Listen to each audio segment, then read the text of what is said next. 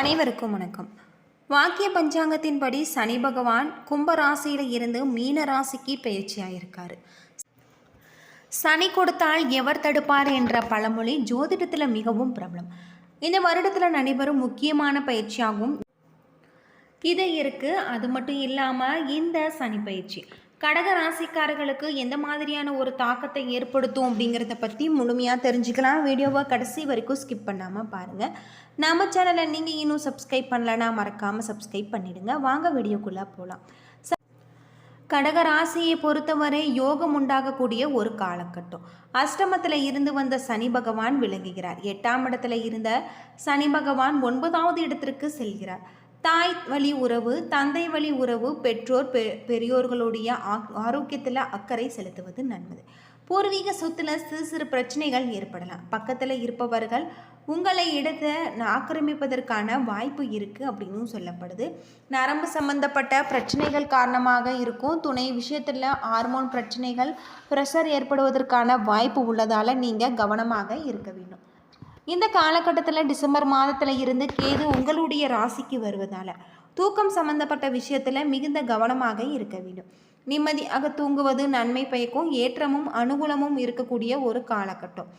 பிள்ளைகளுடைய விஷயத்தில் அனுகூலம் காணப்படலாம். பிள்ளைகளுடைய தொழில், உத்தியோகம், வியாபாரம், படிப்பு என அனைத்து விஷயங்களிலுமே ஏற்றம் உண்டாகும். குடும்பத்தில் புதிய வரவுகள் உண்டாகலாம். நீண்ட நாட்களாக குழந்தை பாக்கியத்திற்காக காத்திருந்தவர்களுக்கு குழந்தை பாக்கியம் உண்டாகும். திருமணத்தில் இருந்து வந்த தடைகள் பரிபூர்ணமாக நீங்கும்.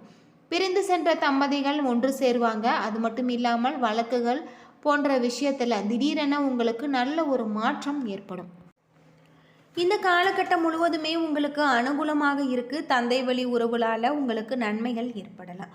பெற்றோர் பெரியோர்கள் உங்களுக்கு வந்த சங்கடங்கள் தீரக்கூடியதாகும். குடும்பத்தில் நீண்ட நாட்களாக இருந்து வந்த பிரச்சனைகள் நீங்கும். விவாகரத்து கிடைக்கும். திருமணத்தில் இருந்த பாதிப்புகள் உங்களுக்கு நீங்கக்கூடியதாக மறுமணத்திற்கான யோகம் உண்டாகலாம். தொழில் சார்ந்த முறையில் நல்ல ஒரு முன்னேற்றம். வியாபாரத்தில் இருந்து வந்த பிரச்சனைகள் நீங்கும். யோக பலத்தை அதிகமாக பெறக்கூடிய ஒரு காலகட்டம். இந்த காலகட்டத்தில் பரிகாரமாக திருக்கொள்ளிக்காடு பொங்கு சனீஸ்வரர் கோவில் வழிபாடு செய்வது உங்களுக்கு நன்மைகளையும் ஏற்றத்தையும் தரக்கூடியதாக இருக்குது. சனி பகவானால் ஏற்படக்கூடிய பாதிப்புகளில் இருந்து உங்களுக்கு விடுபடக்கூடிய ஒரு காலமாக இந்த காலகட்டம் உங்களுக்கு அமைஞ்சிருக்கு அப்படின்னு சொல்லலாம். பெரிய யோகம் அனுகூலம் காணப்படலாம். மன அழுத்தத்தில் இருந்து விடுபடுவீங்க. உங்களை ஏளனப்படுத்தியவர்கள் கூட உங்களுக்கு வழியே நிற்கக்கூடிய ஒரு சூழல் ஏற்படக்கூடிய வகையில் தான் இந்த காலகட்டம் உங்களுக்கு அமைஞ்சிருக்கு. சனி பகவானால் ஒரு நன்மையான ஒரு மேன்மையான ஒரு நிலையை நீங்கள் அடையக்கூடிய வகையில் கிரக நிலைகள் உங்களுக்கு இருக்குது அப்படின்னு சொல்லலாம். பொதுவாக கடகராசியில் பிறந்தவர்களுக்கு இந்த காலகட்டம் முழுவதுமே உங்களுடைய தொழிலையே சிறக்கக்கூடிய வகையில் அமைஞ்சிருக்கு. தொழில் நிமித்தமான நல்ல ஒரு பயணம் ஏற்படக்கூடியதாக இருக்குது.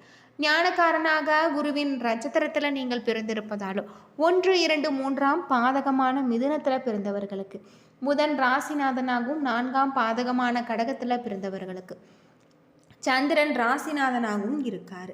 உங்களை நட்சத்திரத்தின்படி சனி நட்பு கிரகம் என்பதுடன் அவர் சஞ்சரிக்கும் பொழுது ராசியும் குருவுடன் மீன ராசி என்றாலுமே சஞ்சரிக்கக்கூடிய இடத்திற்கு பலன்கள் வழங்கக்கூடியவராக இருக்கார்.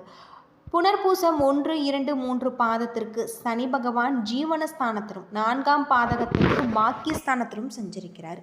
இதனால் 1, 2, 3ஆம் பாதகங்களில் பிறந்தவர்களுக்கு சனி பகவான் 10ஆம் வீட்டிற்கு உத்தியோகம், தொழில் போன்றவற்றில் முன்னேற்றத்தை ஏற்படுத்துவார். அனைத்திலுமே அக்கறையாக நீங்கள் இருக்க வேணும். உழைப்பிற்கு ஏற்ற லாபத்தை கொடுக்கக்கூடிய வகையில் இந்த கிரக நிலைகள் உங்களுக்கு இருக்குது.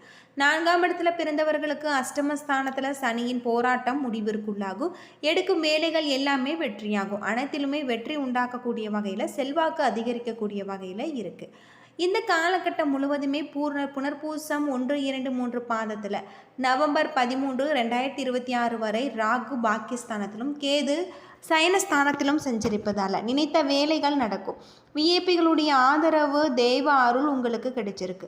வீடு வாசல் என்ற கனவு நனவாகக்கூடியதாக சொல்லப்பட்டிருக்கு. அஷ்டமஸ்தானத்தில் கேது குடும்பஸ்தானத்தில் சஞ்சரிப்பதாலும் குடும்பத்தில் பிரச்சனையில் விரைவில் தடை, உங்களுக்கு தேவையற்ற சங்கடங்கள் ஏற்படும் அப்படின்னும் சொல்லப்பட்டிருக்கு.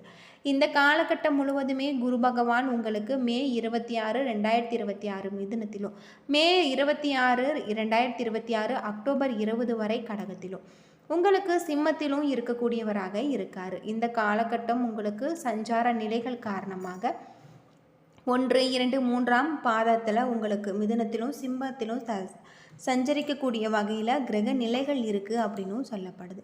இந்த காலகட்டம் முழுவதுமே உங்களுக்கு நல்ல ஒரு மேன்மையான ஒரு நிலையை அடையக்கூடிய வகையில் தான் கிரக நிலைகள் இருக்குது அப்படின்னே சொல்லலாம்.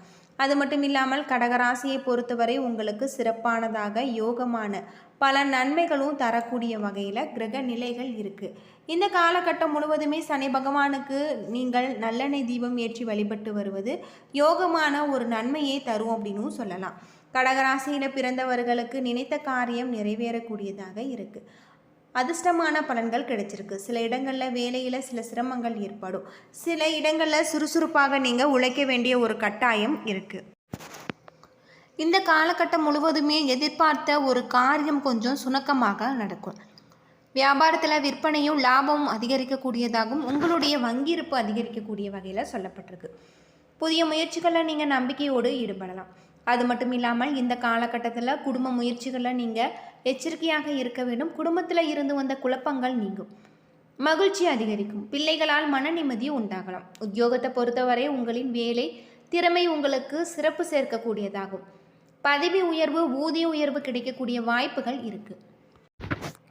அது மட்டும் இல்லாமல் வியாபாரத்தில் நல்ல ஒரு வருமான உயர்வு, தொழிலை விரிவு செய்வதற்கு பொருத்தமான ஒரு நேரம்.